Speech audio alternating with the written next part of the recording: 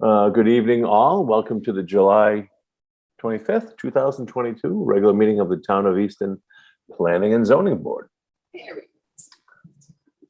In keeping with an act relative to extending certain state of emergency accommodations. Oh, that's changed, huh?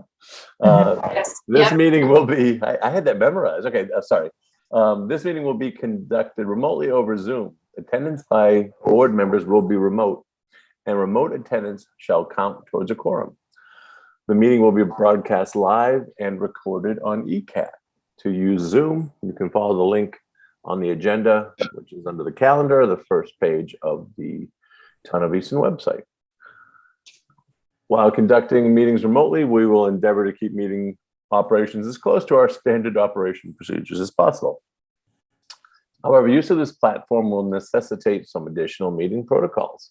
While board members and applicants will be on video and audio, public participants will join the webinar as attendees, meaning they are muted with no video feed from them. During the public testimony portion of the meeting, members of the public can be recognized by using the raised hand function or the Q&A function on Zoom. If you are joining only by phone, you can press *9 to raise your hand. Board members are asked to announce themselves when making a motion and a second so that we be clear to audience and minute takers who made the motions. All votes will be by roll call. To ensure we have a quorum, we will start with a roll call. Gregory Strange present. Shane here. Anderson here. I'm here. All right, we have a quorum, and Amos Kedem, our alternate, will be participating as a full member tonight, since we have two members out and we have a special hearing. And just for anybody in the audience, we'll be going through these in order, but just Sawmill Village, 560 Foundry Street is going to be continued. It will not be heard tonight. The same is true for 530 and 550 Turnpike Street, 534 Washington Street, my brother's keeper, and 464 Foundry Street. So having said that, anybody care to make a motion on the continued public hearing to August 15th for Sawmill Village, 560 Foundry?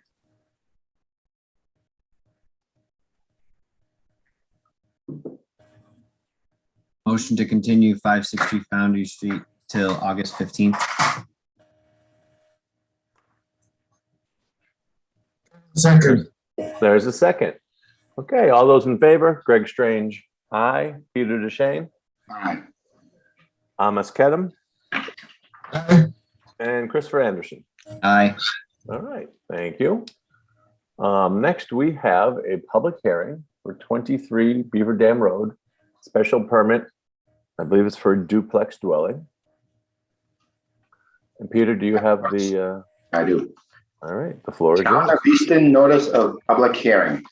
In accordance with the provisions of Chapter 48, Section 9, and Section 11 MGL, the Easton Planning and Zoning Board will hold a public hearing on Monday, July 25th, 2022 at 6:30 p.m. to be held either in Frothingham Hall Community Center, 15 Barrow Street, Easton, Massachusetts, 02356, or by remote access using Zoom, pending on the extensions of the allowance of remote meetings under Massachusetts open meeting law. For an application received for Michael and Loretta Messina for a special permit duplex dwelling under Easton Town Code Chapter 235 zoning 235-56 special permits to allow the creation of a duplex dwelling located at 23 Beaver Dam Road, Easton, Massachusetts, Assessor's Map 11R Lot 1D. The agenda will be posted at least 48 hours in advance of the meeting. A copy of the application and plan may be viewed on the town website. This notice is also available at masspublicnotices.org. Gregory Strange, Chair. Thank you, Peter. Okay, so Mr. Koska, will you be presenting? Yes. Okay, so if you just name and address for the record, and the floor is yours. Ken Koska, 73 Crystal Springs Ave in Falmouth. I'm representing Mike and Loretta Messina for 23 Beaver Dam Road. Duplex. Is that your whole sales pitch? That's it. No, we're gonna Do you have a screen you want to share with us, or I don't. is that Stephanie? Would you care to? Okay, Suzanne told me that Ken was going to present, but I am ready to, so, let's see.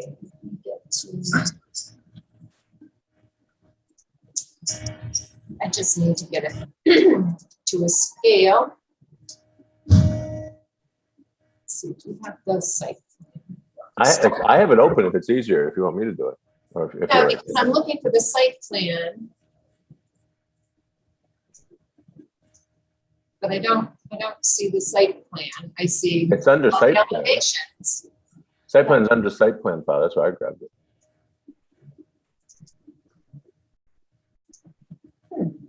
From, Okay, remember that. Greg, if you wouldn't mind, I hate to do that. Sure, I can share it. I don't see the site plan in the binder. No problem.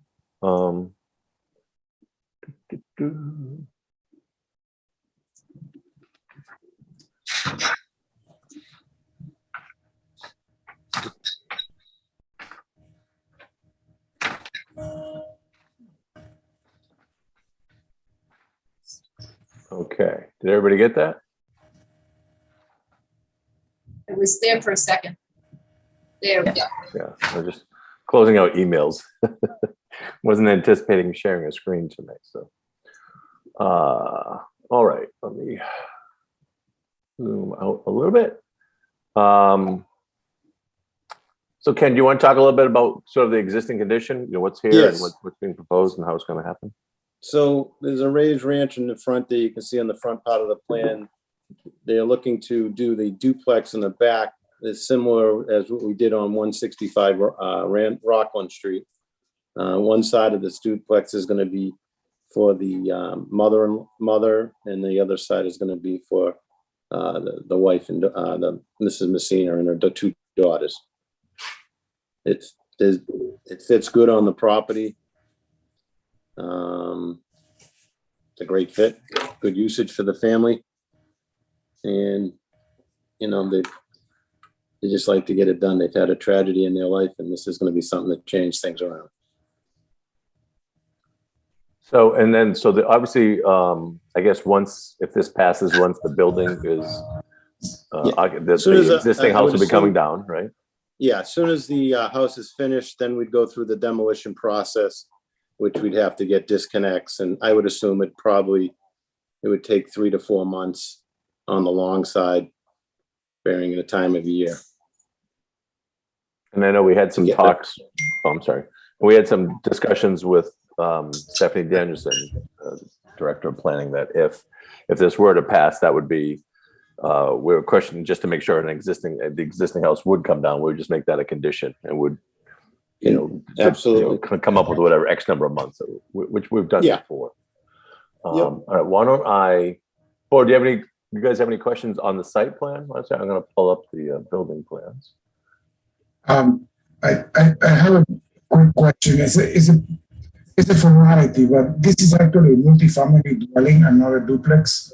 The definition we have in the bylaws for duplex is a two-family building designed with a separated dwelling unit, side by side, separated by a firewall. They will be separated with a firewall, yes.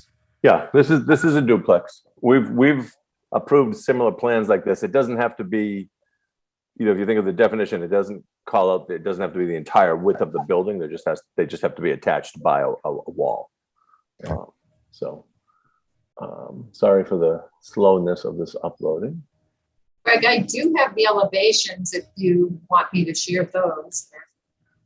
Well, I don't know. Sometimes when I do it through the town site, let me just give it a second, just since that, in case anybody has a question. Any other comments on the site plan? Yeah, I just have a question about like the two driveways. Is there a need for that, or could the drive like combine? The driveway going in the back is an accessory building. Proposed accessory building. It's not going to be done at this point in time, but it's just shown as if they wanted to do it down the road. Okay, because the units also have garages, right? What's that? But the two duplex Yeah, they have two structures. two separate entrances. Okay, so that's really, the access driveway is really just for like a future. Yes, both sides have a straight shot to the street. Yeah, Peter, I brought this up. I did a site visit a week or two ago, and I brought that up because I believe on the similar plan we had on Rockland Street that we approved maybe 3 years ago on a much smaller lot, but I forget the exact reasons, but we asked them, it was a little more congested there. We asked them to consolidate the driveways, but during the site visit, you go out there, these great big backyards, and where the garage is going in the back, they were looking to set this back and have a nice yard and nice landscaping in the front. So if all the garages had been front, then it would have been, with one driveway, it would have been paved a lot. So, I think that was that was the explanation as I understood it. Anyways, Mr. Koska, if I'm misstating, feel free. You're right on with that. I mean, the other one we did on Rockland Street, the garage came from the front side of the left side of that picture, so the driveway wasn't straight on. So it was a different approach. Yeah, but it's not really like the shape. It's not really like the contours or anything of the lot, right? It's pretty flat. It's just that Yeah, that's a pretty flat lot it there. just works better for you than, okay. Yeah, that's a straight and flat run. And I would say, one of the things, of course, it's ironic, when we approved I went back and looked at the duplex that was similar to this that we approved on Rockland Street was only a 30,000 square foot lot, whereas this is 3.2 acres. Sometimes we talk about That's how far back it goes. Yeah, it's kind of when I saw it, I was like, wow, how did this survive this way so long? Like when they subdivided this, I wonder what the thought. And what about the size of the building? What's the total, square foot of the living space, or however you would express that? Each unit's, I think it's 2,400 square feet. I'll pull up the plan. Yeah. Look at it. Again, for some reason, my computer is very slow with the town today.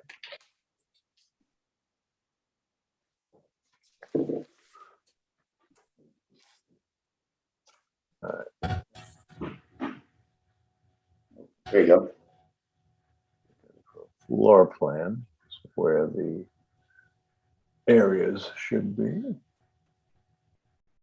Zoom in here. Who has good eyes? Maybe once it unpixelates, it'll tell us how big it is.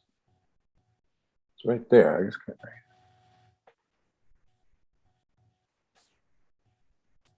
Looks like 1150 maybe, but it'll clear out in a second. Again, forgive me.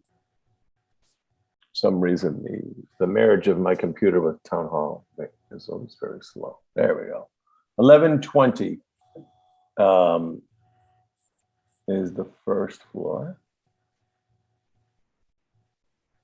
Right. So the first floor, right? Is that per unit? That must be per unit. Yeah, per unit, so it's like 2,200. Second floor says 638 square foot per unit. Right. Yeah, so they're about 17 to 1,800 square feet each unit. Yeah. Oh, excuse me.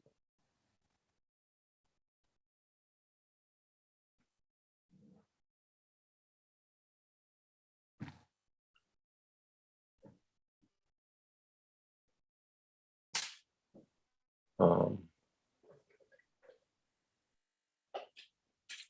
that is the first floor plan. 2 units. And second floor plan. 1, 2. So what? It must be a bed. So it's 3 bedrooms each unit, I guess, right? Yes. Bedroom on the first floor. Yeah. Right. So, I mean, All right. yeah, I mean, it is what it is. It's 2 3-bedroom houses connected by a little Correct. thing, right? Okay. I mean, Correct. Yeah. 2 separate septic tanks for 1 field. As far as the septic goes.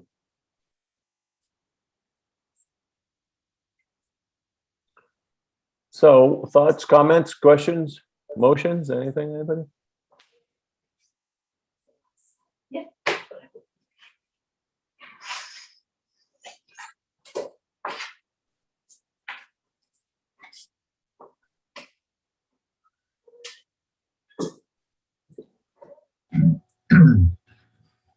I don't have a problem, but I don't make the motion when it's not my favorite project, so.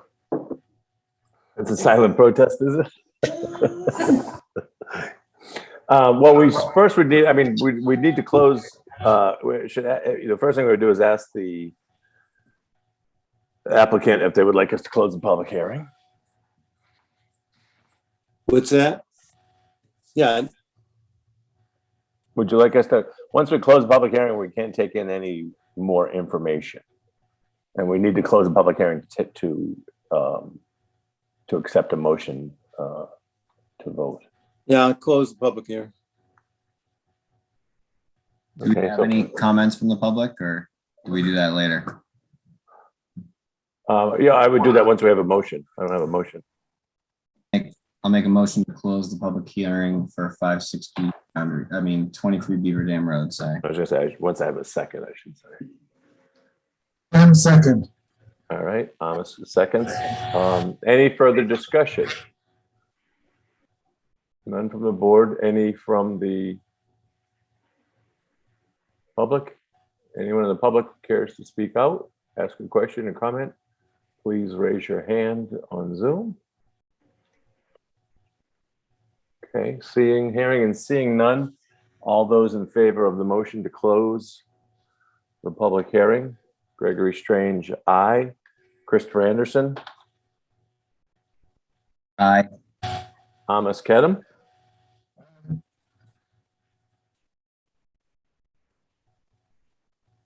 Thomas, can you hear me? Yeah, aye. Aye, okay, didn't hear you. And Peter DeShane. Aye. All right, the hearing is closed. Now, if anybody cares to make a motion, we will entertain that. Motion to approve the application for Beaver Dam 23 residential duplex. That was a motion by Amos Kedem. If you couldn't hear that, Suzanne, Thank you. is there a second? Anderson, second. We have a second. Any further discussion? Anyone in the audience? Same thing online. Please raise your hand if you have a question or a comment. Excuse me. Okay, hearing and seeing none. All those in favor of the motion? Gregory Strange, aye. Christopher Anderson, Aye.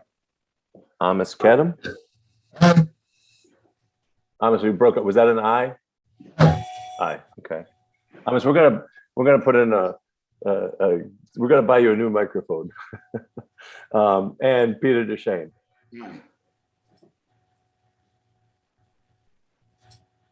Was that aye?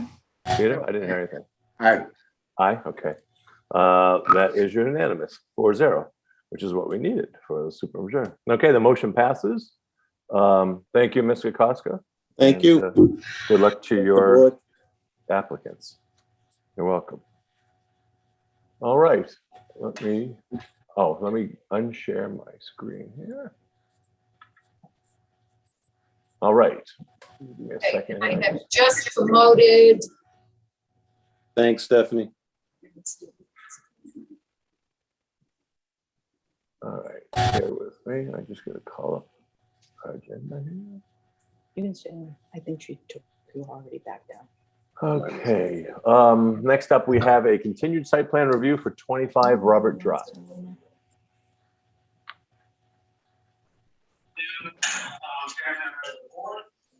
This is Bill Akers from Rex Clemson on behalf of. Excuse me, Attorney, I'm sorry, can anybody hear him? No, Yeah, this is, I cannot hear him. Is this better? sounds like a slightly bigger soup can, but I guess. Oh, boy. Oh, there you go, that's better. All right. Yeah, there you go, much better. This Everybody good? microphone's not that great on this computer. All right. So I also have with me Mike Pereira from William Stark Architects. Okay, I'm sorry, if you could just because we couldn't hear you, just name and address for the record, please, and then I won't interrupt you again, I promise. No problem. Bo Akers from 1543 Fall River Avenue, Suite 1, Seekonk, Massachusetts. And I am counsel for the applicant and owner.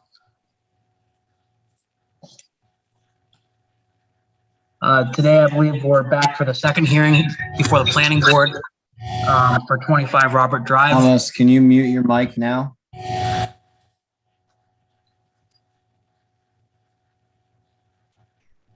Go ahead, Mr. The Beauty of Zoom. Yes, here for round two with the planning board for 25 Robert Drive, applicant William Stark Architects, Inc., and owner Easton Highlands LLC. At the last meeting, we left off with a couple main points, one being going before the Zoning Board of Appeals, which an application for that has been placed.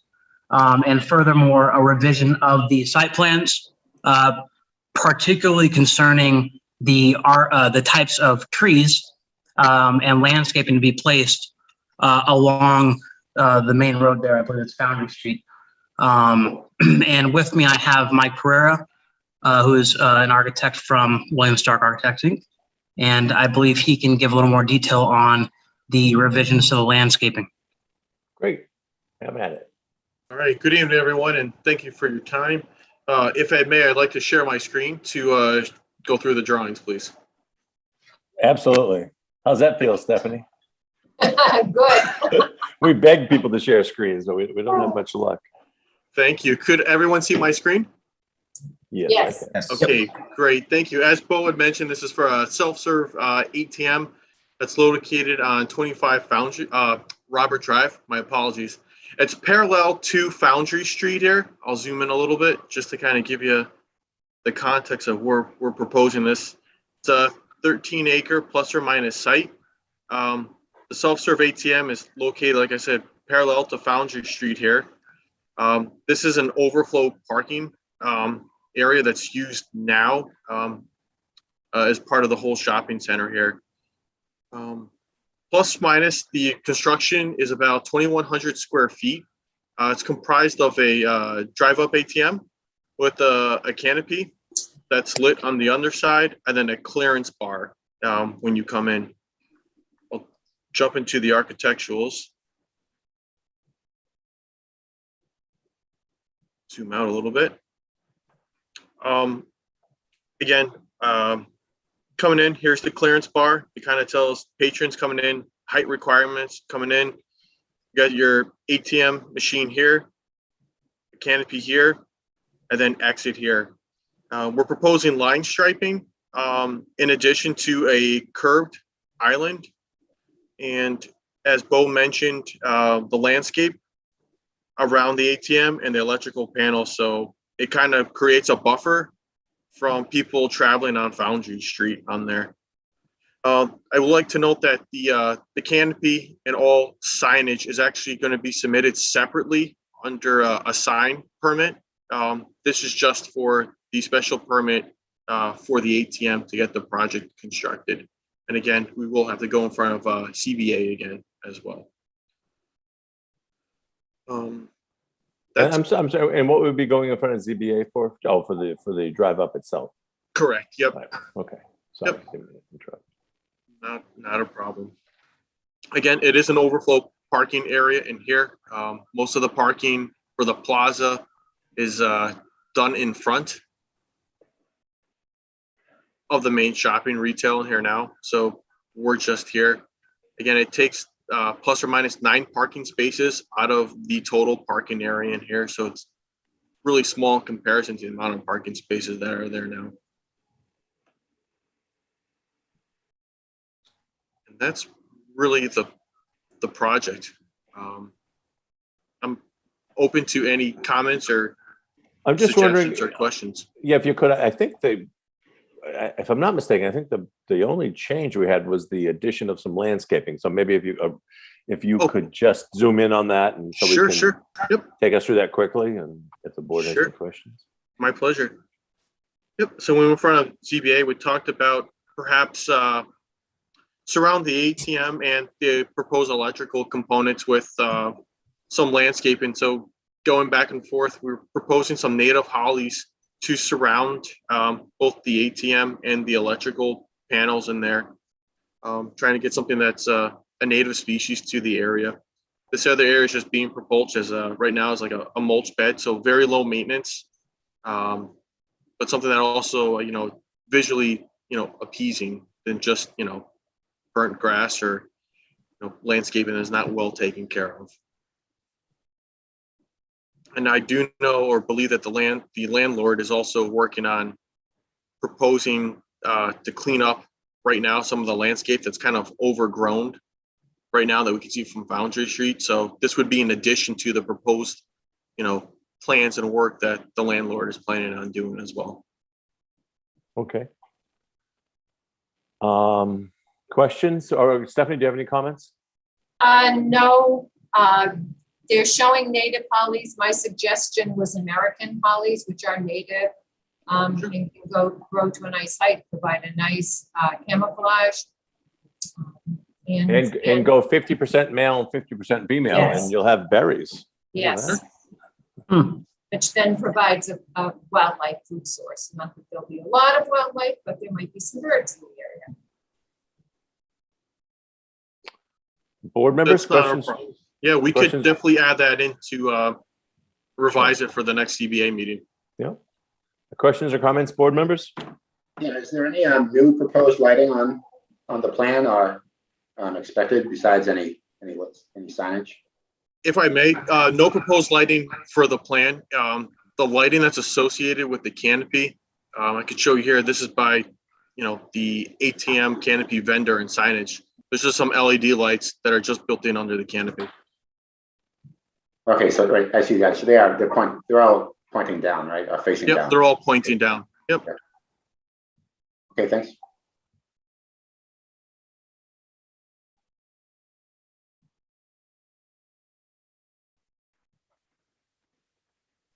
Just looking at it on Google Maps, and I see that there's like a light pole in this general vicinity. Is that shown somewhere on the plan now, the existing light pole? There isn't a light pole in this area. It's here outside of the work area, but not Okay, in the there it proposed is. area of work. Yep. So in Google Maps, I can now assume roughly where it's going. Got it.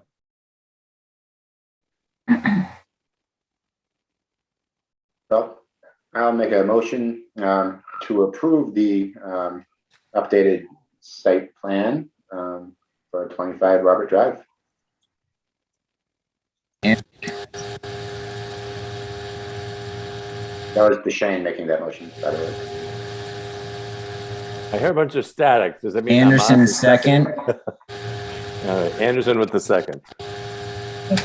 Any further discussion? Hearing and seeing none. General audience, any questions or comments out there? Please raise your hand. All right, seeing none. All those in favor? Greg Strange, aye. Peter Deshane, Aye. Christopher Anderson, Aye. Amos Kedem. Yeah, aye. Aye, it's unanimous. All right, gentlemen, thank you very much. Good luck with ZBA.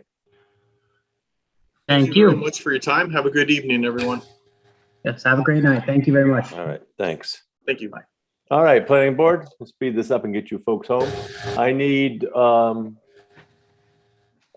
a motion to continue 530 and 550 Turnpike Street to our next meeting on August 15th. Motion to continue 530 and 550 Turnpike Street to our next meeting on August 15th. Deshane. Anderson second. All those in favor, Greg Strange, aye. Peter Deshane, Aye. Christopher Anderson, Aye. Amos Kedem. Aye. All right, and I need a motion to continue site plan review 534 Washington Street, my brother's keeper. Motion to continue site plan review for 534 Washington Street, my brother's keeper. August 15th. August 5th to August 15th. Anderson second. All those in favor? Greg Strange, aye. Amos Kedem, Kevin, aye. Peter Deshane, Aye. Christopher Anderson. Aye. All right, and one more motion to continue the public hearing for 464 Foundry Street, special permit for mixed use, site plan endorsement until August 15th. Motion to continue. 464 Foundry Street, special permit mixed use and site plan endorsement to August 15th. Amos Karen, second. All right, all those in favor, Greg Strange, aye. Christopher Anderson, Aye. Peter DeShane, Aye. Thomas Kedem. Amos Karen, aye. All right, meeting minutes. Anybody, any revisions?